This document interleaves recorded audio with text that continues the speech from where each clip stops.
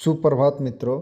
आज का जो हमारा टॉपिक है वो ये है कि पावर फैक्टर को इम्प्रूवमेंट करने की क्यों ज़रूरत पड़ती है, 8 के ऊपर ही क्यों रखना है पावर फैक्टर। एक मेरा दोस्त कह लीजिए, भाई कह लीजिए, मेरे साथ में काम किया है, वो फ़ोन कर रहा था कि सर पावर फैक्टर के बारे में एक वीडियो बनाइए और हमें बताइए कि क्यों इम्प्रूवमेंट करने की ज़रूरत है। तो चलिए वीडियो को स्टार्ट करते हैं। देखिए, ऑलरेडी हमने टॉपिक दे रखा है why needs to improve power factor. क्यों ज़रूरत पड़ती है पावर फैक्टर को इम्प्रूव करने के लिए।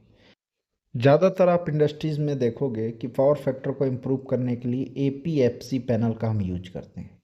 एपीएफसी पैनल का जो फुल फॉर्म होता है वो है ऑटोमेटिक पावर फैक्टर कंट्रोल। ये इसका फुल फॉर्म है, या फिर कुछ लोग कैपेसिटर पैनल के नाम से जानते हैं या कैपेसिटर बैंक कहते हैं। इसका थोड़ा सा काम भी देख लेते हैं। इसका यूज जो है वो regulate the power factor of an electrical system. Regulate करने के लिए, मैनेज करने के लिए, मेंटेन करने के लिए होता है।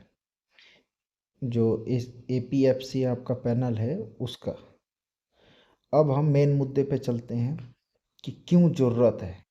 इसका पहला सबसे इम्पोर्टेंट पॉइंट है due to increase of KVA rating and size of electric equipment. अगर हम एपीएफसी का पैनल यूज नहीं करते हैं, पावर फैक्टर मेंटेन नहीं करते हैं, तो हमारा जो केवीए रेटिंग है, केवीए रेटिंग मतलब कोई ट्रांसफार्मर लेना हुआ या एमसीबी या कुछ भी, तो वो हमें उसका रेटिंग जो है वो बढ़ जाएगा और इलेक्ट्रिकल इक्विपमेंट का भी साइज़ बड़ा होगा। तो इसके चलते हम जो है मेंटेन करते हैं। पहला रीज़न ये है। अब इसका एग्जांपल थोड़ा देख लेते हैं। मान लीजिए कि पीएफ किसी का 0.8 है जो बैड माना जाता है और किसी का 0.9 से 0.99 है, उसको गुड माना जाता है। तो मान लीजिए कि हम ट्रांसफार्मर सेलेक्ट कर रहे हैं। केवीए रेटिंग के बहुत सारे डिवाइसेस आते हैं, जैसे आपका अल्टरनेटर, जनरेटर, एमसीवी, एसीवी, तो बहुत सारे हैं। ट्रांसफार्मर सिलेक्शन करने के लिए देख लेते हैं फार्मूला केवीआर का जो है वो total load upon power factor. मान लीजिए किसी प्लांट का लोड 200 है, तो एक बार 0.8 पे देखेंगे, एक बार 0.9 से 0.99 के बीच में कुछ भी ले लेंगे या एक ही ले लेंगे। तो मान लीजिए कि 0.8 लेके देखते हैं, तो देखिए कितना वैल्यू आया है, 250 केवीआर। जब 200 को हमने डिवाइड किया 0.8 से तो 250 केवीए वैल्यू आई है। और जब हमने 200 को 1 पीएफ लेकर डिवाइड किया तो 200 केवीए आया। तो आपको डिफरेंस साफ दिख रहा होगा कि 250 केवीए आ रहा है जब 0.8 पावर फैक्टर है, और 200 केवीए तब आ रहा है जब पावर फैक्टर 1 है। तो अगर पावर फैक्टर अच्छा है, ज़्यादा है, तो इसका मतलब ये है कि हमें जो ट्रांसफार्मर चाहिए वो कम केवीए का चाहिए। अगर पावर फैक्टर सही नहीं है तो हमें ज़्यादा केवीए का ट्रांसफार्मर चाहिए। इस चीज़ से आप लोग को पहला पॉइंट क्लियर हो गया होगा कि अगर हमारा पावर फैक्टर सही नहीं रहेगा तो हमारा केवीआर रेटिंग जो है वो बढ़ेगा और हमें जो इलेक्ट्रिकल इक्विपमेंट चाहिए होंगे वो ज़्यादा रेटिंग के चाहिए होंगे, उसका साइज़ बड़ा होगा, सारा कुछ। दूसरा पॉइंट देखते हैं कि क्यों हमें पावर फैक्टर को मेंटेन करना चाहिए। Due to big conductor size and cost. जो केबल है उसका साइज़ बड़ा चाहिए होता है, साइज़ बढ़ जाता है। जहाँ 10 mm से काम होना है वहाँ 15 हो जाता है, जहाँ 15 से काम होना है वहाँ 20 हो जाता है, क्योंकि करंट बढ़ जाती है। तो इसका भी एक एग्जांपल लेकर आप लोग को समझाता हूँ। देखिए, सिंगल फेज की मोटर के लिए फार्मूला होता है P/V/PF, ठीक है। और मोटर हमने मान लीजिए कि ले ली 20 किलो वाट की। तो P जो है, P हो गया आपका पावर। तो पावर क्या हो गया, किलोवाट हो गया। तो किलोवाट कितना है, 20। तो 20 की जगह तो हमने 20 लिख दिया, लेकिन पावर की जो वैल्यू होती है वाट में होती है तो सही है, लेकिन ये किलो वाट में है तो किलो के लिए 1000 से मल्टीप्लाई कर दिया। नीचे जो है वो वोल्टेज सिंगल फेस के लिए 220 होता है तो 220 हो गया, और पीएफ जो है 0.8 एक बार लेंगे और दूसरे वाले कैलकुलेशन में हम 1 लेंगे। तो जब इसको कैलकुलेट किया 0.8 लेके तो 113.63 एम्पियर करंट आ रहा है। और जब दूसरे में कैलकुलेट कर रहे हैं तो सेम हो गया 20 इंटू 1000 अपॉन 220 इंटू 1, तो सीधे सीधे करंट हमारा जो है वो 23-24% कम हो गया, 90.90 एम्पियर करंट ले रहा है। तो सीधे दिख गया आप लोग को, अगर पावर फैक्टर अच्छा है तो करंट कम लेगा, और अगर पावर फैक्टर अच्छा नहीं है तो करंट ज़्यादा लेगा।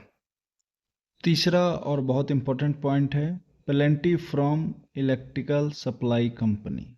इलेक्ट्रिकल सप्लाई कंपनी जो है वो किसी कंपनी और छोटी मोटी जो कंपनियां हैं जहां टरबाइन नहीं है वहां वो सप्लाई देती हैं। तो सप्लाई देती हैं तो वो प्लेंटी भी लगाती हैं। अगर आप पावर फैक्टर मेंटेन नहीं करते हैं तो आपको मिनिमम जो है वो 9 के ऊपर पावर फैक्टर रखना ही है। अगर आप नहीं रखेंगे तो वो आपके खिलाफ प्लेंटी लगा देंगी, एक्स्ट्रा चार्जेस जोड़ देंगी। क्योंकि अगर हम देखें तो एक जगह एक कंपनी का जो पीएफ है वो 0.8 है और एक कंपनी का पीएफ जो है वो 1 है।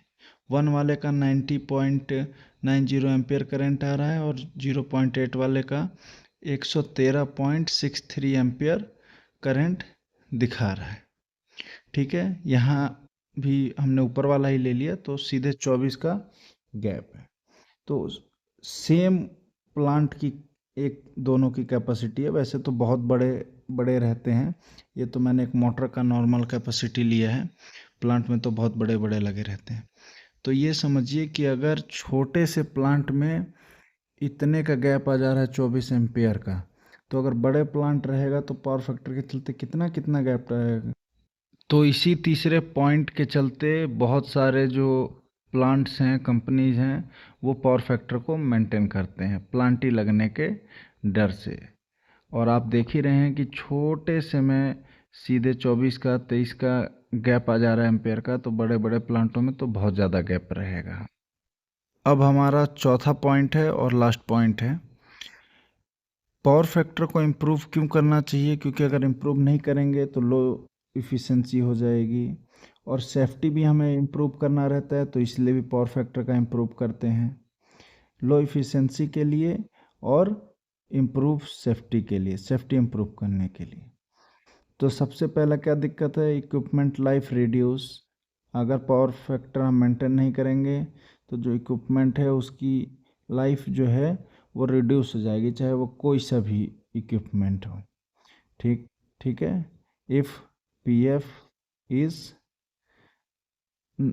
बैड, बैड मतलब हो गया 8 से कम है, तो इक्विपमेंट की लाइफ रिड्यूस होना चालू हो जाएगी।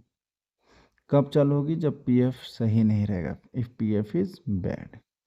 मोटर वाइंडिंग दूसरे नंबर में जल जाएगी, वो कब जलेगी, जब पीएफ सही नहीं रहेगा। और तीसरा पॉइंट है इसी का, increase the chances of blast due to heating. और इसमें हीटिंग भी बढ़ेगी, मोटर की वाइंडिंग तो जलेगी, साथ में और भी इक्विपमेंट हैं उसमें हीटिंग बढ़ेगी और आग लगने के चांसेस बढ़ जाएंगे। तो इन्हीं सब को ध्यान में रखते हुए हमें पावर फैक्टर को मेंटेन करना चाहिए। तो आशा करता हूं दोस्तों कि ये वीडियो आप लोग को बहुत अच्छी लगी है। अगर ये वीडियो अच्छी लगी है आप लोगों को तो चैनल को सब्सक्राइब कर लीजिए, वीडियो को लाइक करिए और कमेंट करके बताइए कि कैसी वीडियो लगी आप लोगों को।